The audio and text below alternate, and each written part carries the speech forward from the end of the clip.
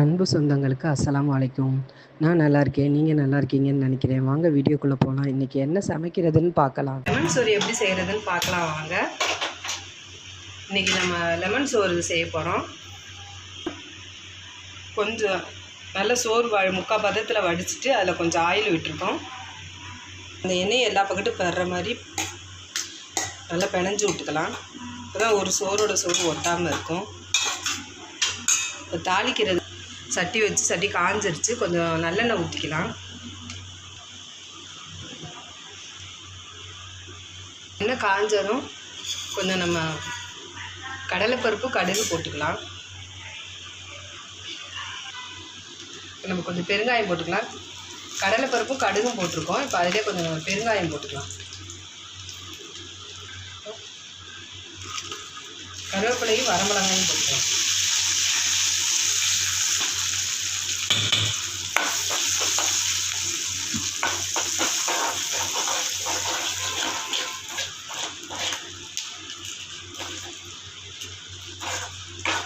கடலைப்பருப்பு நல்லா பொரிஞ்சிருச்சு.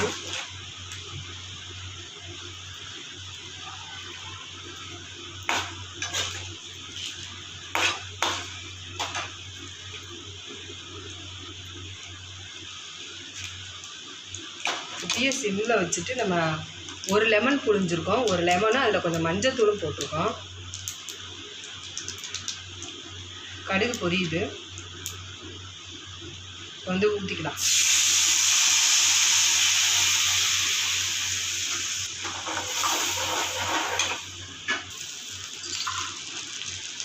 அதிலே நம்ம கொஞ்சம் தண்ணி அலசி ஊற்றிக்கலாம். ஸோ சாப்பாட்டில் உப்பு போடல, அதனால் ரெண்டுக்கும் சேர்த்தே போட்டுக்கலாம்.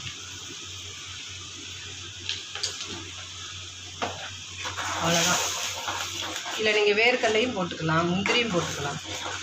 நம்ம இருக்கிறத வச்சு செய்கிறோம். லெமன் சோறும் உருளைக்கிழங்கும் நல்லா பச்சை வாடை போகிற அளவுக்கு கொதிச்சிருச்சு. இப்போ சாப்பாடு அதிலே போட்டுடலாம். நம்ம சூடாக உள்ள சோறாக இருந்தால் நம்ம ஊற்றி கிண்டலாம். இப்போ நம்ம சாப்பாடு வச்சு கொஞ்சம் நேரம் ஆயிடுச்சு. அதனால் கொஞ்சம் நம்ம வந்து போட்டு ஒரு கொதிக்க வச்சோம்னா, சூடு பண்ணிட்டோம்னா ரொம்ப நல்லாயிருக்கும்.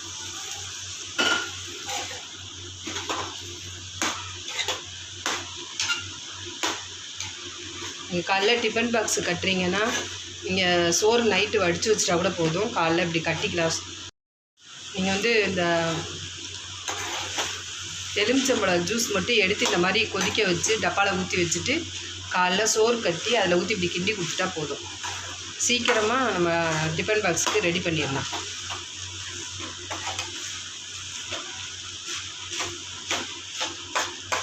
சிம்பிளாக ஒரு லெமன் சோறு, ஒரு உருளைக்கிழங்கு பொரியல் போடும். ரொம்ப நல்லாயிருக்கும். இதுக்கு சிக்கன் வச்சுக்கலாம். லெமன் சோறுக்கு மீன் பொரித்து சிக்கன் வச்சு சாப்பிட்டோம்னா ரொம்ப நல்லாயிருக்கும்.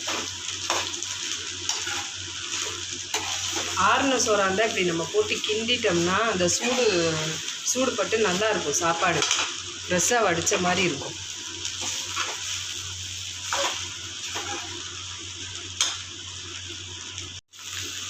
அவ்வளோதான். ஒரு டிஃபன் பாக்ஸுக்கு சிம்பிளான ஒரு லெமன் சோறு எப்படி செய்கிறதுன்னு பார்த்தோம். இது போல் நீங்களும் செஞ்சு பாருங்கள். லைக் பண்ணுங்கள், ஷேர் பண்ணுங்கள், சப்ஸ்கிரைப் பண்ணுங்கள். டிஃபன் பாக்ஸுக்கு ஒரு எளிமையான ஒரு லெமன் சாதம் நீங்களும் இது போல் செஞ்சு பாருங்கள்.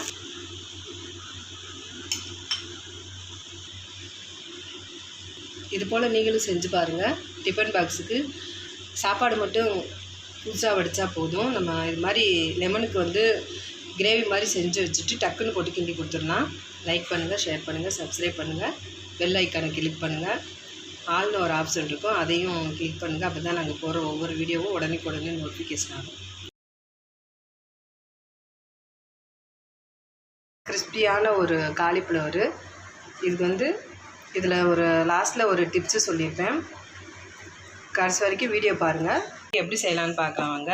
இப்போ ஒரு பெரிய சைஸ் காலிஃப்ளவர் எடுத்துருக்கோம். அதுக்கு வந்து மஞ்சத்தூள் உப்பு போட்டு நல்லா சுடுதண்ணியில் கொஞ்சம் கொதிக்க வச்சு எடுத்து வச்சுருக்கோம். இப்போ இது எப்படி செய்யலான்னு பார்க்கலாம் வாங்க. இதுக்கு தேவையான பொருள்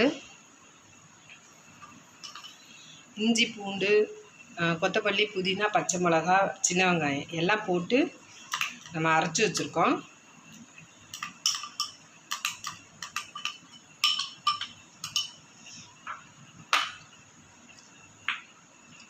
தயிர் கொஞ்சம் விட்டுக்கலாம், ரொம்ப வேணாம், சும்மா கொஞ்சம் விட்டுக்கலாம். உப்பு போட்டு ஏற்கனவே வேக வச்சுருக்கோம், அதனால் உப்பு பார்த்து போட்டுக்கோங்க. நான் 1 ஸ்பூன் மட்டும் போட்டிருக்கேன். இப்போ கடலை மாவு கொஞ்சம், கார்ன்ஃப்ளவரு, அரிசி மாவு, மஞ்சத்தூள், மிளகாத்தூள், இது ஜீரகத்தூள், இது கொஞ்சம் சாட் மசாலா. சாட் மசாலா ஒரு டேஸ்ட்டுக்கு தான் போடுறோம். இப்போ எல்லாத்தையும் போட்டுக்கலாம் ஒன்றா.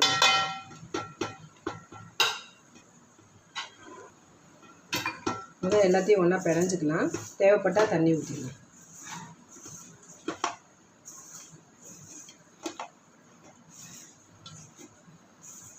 கொஞ்சமாக தண்ணி ஊற்றிக்கலாம், ரொம்ப ஊற்றிக்காதீங்க, கொஞ்சம் ஊற்றினா போதும். லைட்டாக தொளிச்சு கட்டி விட்டுக்கோங்க.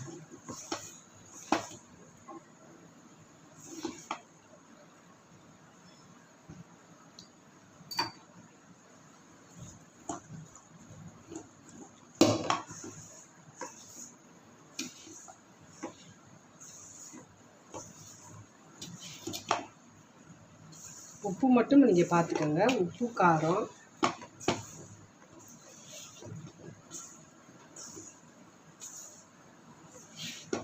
ரொம்ப தண்ணி ஊற்றிடக்கூடாது. இந்த அளவுக்கு போட்டு ரொம்ப பிணைஞ்சா கையிலே மாவு ஒட்டிக்கும். இந்த மாதிரி பக்குவமாக லைட்டாக பிணைஞ்சி விடுங்க. நம்ம பக்கோடாவுக்கு பிணையிற மாதிரி தான் பிணைவாங்க. ரொம்ப போட்டு அழுத்தி பிணைஞ்சா காலிஃப்ளவர் தனியாக, இந்த மசாலா தனியாக வந்துடும். அதனால் ரொம்ப போட்டு பிணையக்கூடாது, தண்ணி நிறைய விடக்கூடாது. அவ்வளோதான். உப்பு இருக்கான்னு மட்டும் பார்த்துக்கோங்க. போதும், கரெக்டாக இருக்குது. உப்பு காரம் எல்லாமே கரெக்டாக இருக்குது. நல்லா குலுக்கி விட்டுக்கோங்க. இப்போ எல்லாமே ஒன்றா கலந்துருச்சு பாருங்கள். அடியில் எந்த மாவும் இல்லை. இதை இப்படியே எடுத்து எண்ணெயில் போட்டுற வேண்டியதுதான். அவ்வளோதான். கொஞ்சம் இது ஒரு 10 நிமிஷம் மட்டும் ஊறட்டும். நம்ம சிக்கன் மசாலா கொஞ்சம் போடுறோம், சொல்ல மறந்துட்டோம். அது கொஞ்சம் போட்டு நல்லா பரட்டிக்கலாம். அப்போ தான் கொஞ்சம் நல்லா சிக்கன் பொரிச்ச அந்த வாசம் நல்லா இருக்கும். காலிஃப்ளவர் 65 இப்போ நம்ம பொரிக்க போகிறோம். அது அடுப்பத்தை வச்சு பாத்திரத்தை அடுப்பில் வச்சுருக்கோம். இப்போ எண்ணெய் விட்டுக்கலாம்.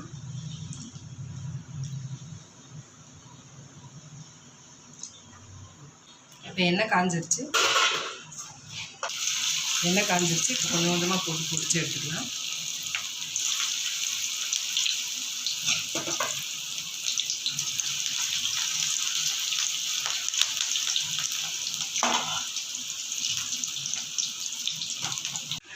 பாருங்கள், நல்லா காலிஃப்ளவரும் நல்லா இப்படி மசாலா எதுவும் உதிரலை. இந்த மாதிரி பக்குவமாக போட்டிங்கன்னா மசாலாலாம் உதிராது. இதே போல் நீங்களும் செஞ்சு பாருங்கள், எப்படி இருக்குது பாருங்கள். கடையில் உள்ள மாதிரி தான் இருக்குது.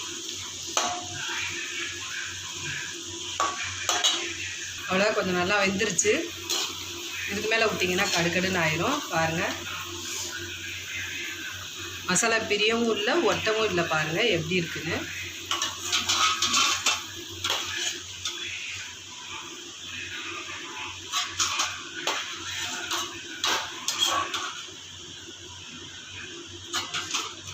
சிம்பிளான பொருள் வச்சு, வீட்டில் இருக்கிற பொருளை வச்சு ஒரு காலிஃப்ளவர் 65 கடையோட நல்ல ஒரு டேஸ்ட்டான இருக்குது. நல்ல கிறிஸ்பியான ஒரு காலிஃப்ளவரு. நீங்களும் இது போல் செஞ்சு பாருங்கள். சப்ஸ்கிரைப் பண்ணுங்கள், லைக் பண்ணுங்கள், ஷேர் பண்ணுங்கள், கமெண்ட்டில் சொல்லுங்கள்.